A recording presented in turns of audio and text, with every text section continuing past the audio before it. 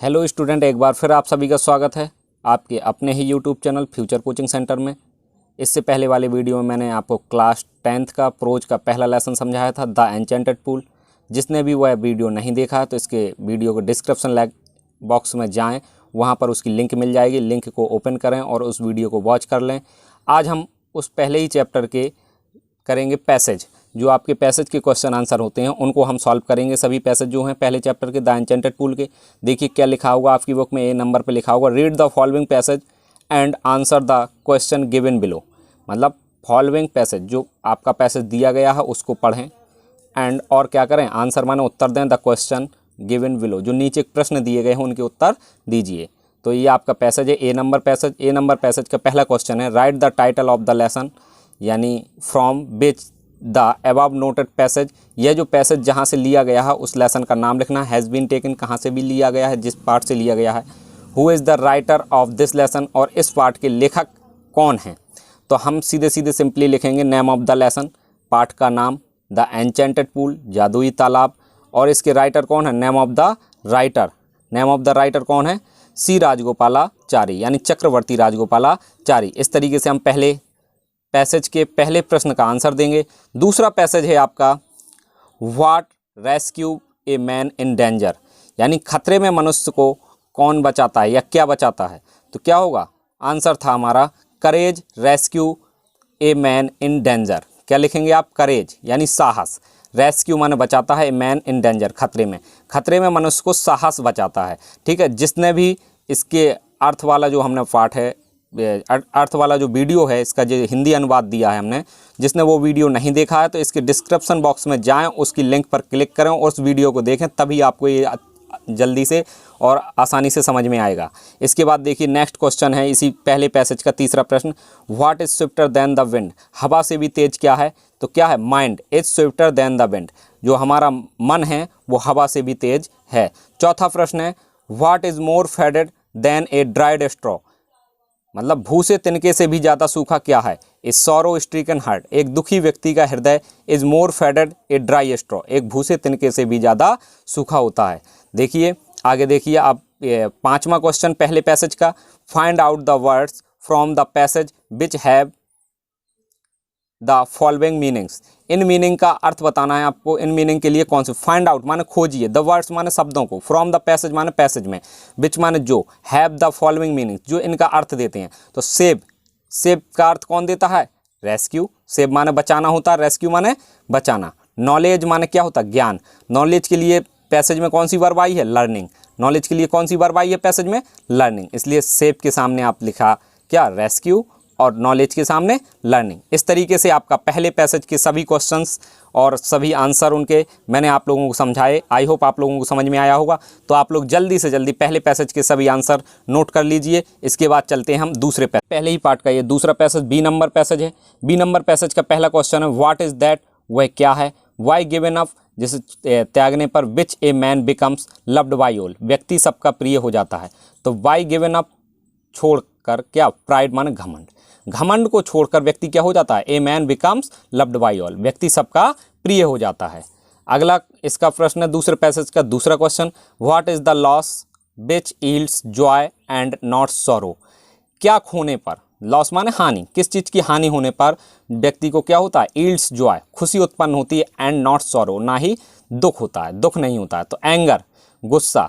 If माने अगर, we माने हम, गिव अप बीइंग एंग्री, अगर हम गुस्सा होना छोड़ दें तो be will no longer he subject to sorrow, हम ज़्यादा देर तक, ही माने वह क्या होगा, सब्जेक्ट माने अधीन नहीं रहेगा, टू सॉरो माने दुख के, ज़्यादा देर तक वह दुख के अधीन नहीं रहेगा। बात समझ में आ रही है आप लोगों को।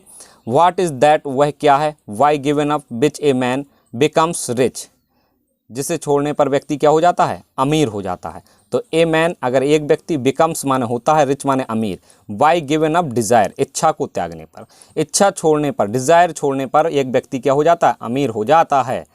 ठीक है, आगे देखिए what makes one a real ब्राह्मण, एक वास्तविक ब्राह्मण कैसे बनता है या किससे बनता है। एक वास्तविक ब्राह्मण क्या बनाता है, क्या बनता है, किससे बनाता है वास्तविक ब्राह्मण, बताइए। Good conduct makes one a real ब्राह्मण, अच्छा आचरण एक व्यक्ति को, वन माने एक व्यक्ति को क्या करता है, वो ए रियल ब्राह्मण, एक वास्तविक ब्राह्मण बनाता है। दूसरे पैसेज का 5वां क्वेश्चन देखिए, फाइंड आउट द वर्ड्स, वही शब्दों को खोजिए from the passage which have the following meanings. Misery माना होता दुख, तो दुख के लिए क्या आया, सॉरो। बिहेवियर माना होता व्यवहार यानी आचरण, तो इसके लिए क्या आया, आप लोगों को पता, बिहेवियर का लिए क्या आया, कंडक्ट, यानी बिहेवियर माना व्यवहार या आचरण और कंडक्ट माना व्यवहार या आचरण। इस तरीके से हमने दूसरे पैसेज के सभी प्रश्नों के आंसर आपको समझाए। आई होप आप लोगों को समझ में आया होगा। आप चलते हैं हम तीसरे पैसेज पर। बुक में देखिए, आपकी बुक में तीसरा पैसेज जो इस तरीके से, उसका पहला क्वेश्चन है write the name of the lesson, वही पाठ का नाम लिखना है। तो name of the lesson the enchanted pool, name of the author, लेखक का नाम लिखना है सी राजगोपालाचारी। इसका तीसरे पैसेज सी नंबर पैसेज का दूसरा क्वेश्चन है व्हाई यक्ष वाज प्लीज्ड, यक्ष खुश क्यों थे। तो यक्ष वाज प्लीज्ड, यक्ष खुश थे, बिकॉज माने क्योंकि Yudhishthira answered them all question, क्योंकि युधिष्ठिर ने उनके सभी प्रश्नों के उत्तर दिए, इसलिए क्या थे, यक्ष खुश थे। आगे चलिए इस तीसरे पैसेज के तीसरे क्वेश्चन पर, what did he ask Yudhishthira, Yaksha asked, देखिए यहाँ इसका अर्थ क्या है, उसने युधिष्ठिर से क्या पूछा, ठीक है। तो यक्ष आस्क्ड युधिष्ठिर, यक्ष ने युधिष्ठिर से पूछा व्हाई डिड यू चूज, कि तुमने क्या किया, नकुल को क्यों चुना, in preference to Bhim and Arjun, Bhim और अर्जुन की अपेक्षा तुमने नकुल को क्यों चुना है। ये क्वेश्चन किसने किया, उसने यक्ष से पूछा। ये आपका प्रश्नवाचक वाक्य है, तो यहाँ पर आप क्या कर लें, क्वेश्चन मार्क लगा लें, ठीक है। आगे देखिए, what was the reply of Yudhishthira, Yudhishthira ने क्या उत्तर दिया। तो युधिष्ठिर ने जो उत्तर दिया है देखिए, युधिष्ठिर रिप्लाइड, युधिष्ठिर ने उत्तर दिया, ओ यक्ष, हे यक्ष, धर्म इज ओनली शील्ड, धर्म ही केवल व्यक्ति की, ऑफ मैन माने व्यक्ति की क्या करता है, रक्षा करता है, शील्ड माने रक्षा करता है, एंड नॉट भीम और अर्जुन, कोई भीम और अर्जुन नहीं। इस तरीके से उनने उत्तर दिया था। आगे देखिए तीसरे पैसेज का 5वां question, find out the words, वही वर्ड खोजने हैं पैसेज में, कौन से हैं देखिए, कम बैक टू लाइफ के लिए क्या आया पैसेज में, रिवाइव आया है, पुनर्जीवित, और पावर के लिए क्या आया, स्ट्रेंथ, STRENGTH, स्ट्रेंथ। तो आई होप आप लोगों को समझ में आया है। तो जिसका भी वीडियो ये क्वेश्चन आंसर नोट नहीं हो रहे हैं तो वो अपना नोट्स बनाएं और नोट करें, वीडियो को बार बार रिटर्न करके या पुश करके आप अपने नोट्स बना लीजिए। हाई स्कूल के नोट्स हैं, मैं पूरा ही आपको बहुत ही व्याख्यापूर्वक हर क्वेश्चन हर आंसर बहुत ही आसानी से समझाऊंगा, आप लोग अपना साथ बनाए रखें।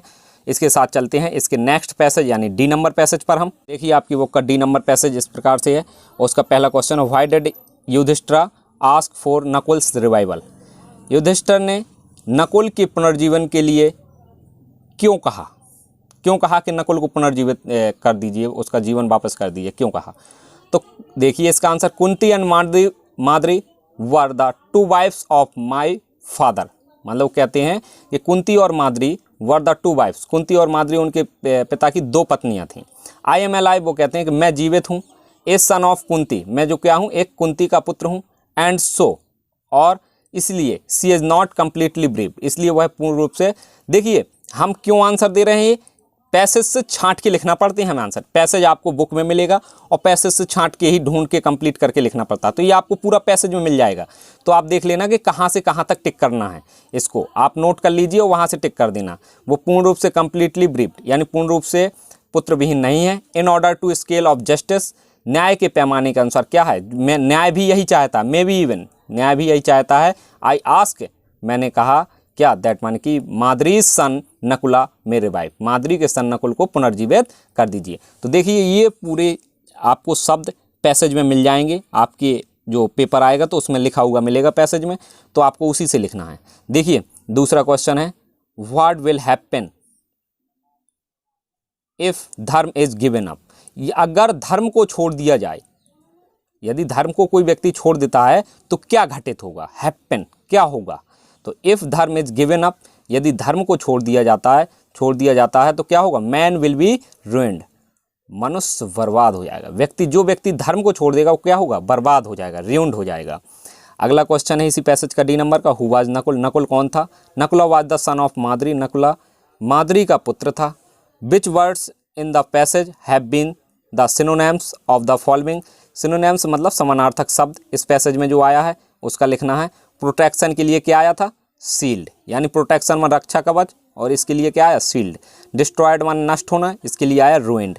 तो आई होप आप लोगों को समझ में आ रहा होगा। यदि आप लोगों को कोई चीज़ नहीं समझ में आती है तो आप प्लीज़ कमेंट करिए, मैं उसके ऊपर भी वीडियो बनाऊंगा कि आप लोगों को क्या समझ में नहीं आया। आप अपना नोट्स बनाते चलिए क्योंकि आगे बोर्ड एग्ज़ाम आने वाले हैं। अगर आप नोट्स बनाते रहेंगे तो आई होप, मुझे आशा है कि कम से कम आपके 95+ नंबर आएंगे इंग्लिश में। और आगे देखती रहिए। आगे चलते हैं ई नंबर पैसेज पर। मैं आपको एक एक क्वेश्चन बहुत ही आसानी से और बहुत ही सरल लैंग्वेज में करवाऊंगा। हेलो, देखिए आपका ई नंबर जो पैसेज है उसमें आपके 2 प्रश्न हैं। एक में आपको वही लिखना, नेम ऑफ द लेसन, पाठ का नाम द एन्चेंटेड पूल, और नेम ऑफ द ऑथर, लेखक का नाम सी राजगोपालाचारी। और एक क्वेश्चन है who was the owner of the pool, उस तालाब का मालिक कौन था। Why did the 4 brothers of Yudhishthira die, the 4 brothers माना चारों भाइयों को, युधिष्ठिर के चारों भाइयों को क्यों मारा। ठीक है, तो देखिए इसका आंसर किस प्रकार लिखेंगे आप। Yaksha was the owner of the pool, Yaksha था तालाब का मालिक कौन था, यक्ष था। युधिष्ठिराज 4 ब्रदर डाइड, युधिष्ठिर के चारों भाइयों को मारा बिकॉज माने क्योंकि दे डिड नॉट हीड यक्ष वर्ड, क्योंकि उन्होंने क्या किया, यक्ष के शब्दों पर ध्यान नहीं दिया। तो आई होप आप लोगों को समझ में आ रहा होगा। अगर आप लोगों को वीडियो अच्छा लगा है तो आप अपना नोट्स कंप्लीट कर लें और वीडियो को लाइक, कमेंट और शेयर ज़रूर करें। और अगर इसमें आपको कोई कमी या कोई चीज़ नहीं समझ में आ रही है तो वो कमेंट में ज़रूर लिखें। धन्यवाद। अगर आपको अक्षर साफ नहीं दिखाई देते हैं तो आप अपनी सेटिंग में जाइए, वीडियो की सेटिंग में, और वहाँ से क्वालिटी थोड़ी बढ़ा दीजिए, 360 या 480 कर लीजिए, तो आपको सभी अक्षर साफ दिखाई देने लगेंगे। इतनी सेटिंग आपको अपनी वीडियो क्वालिटी से करनी होगी।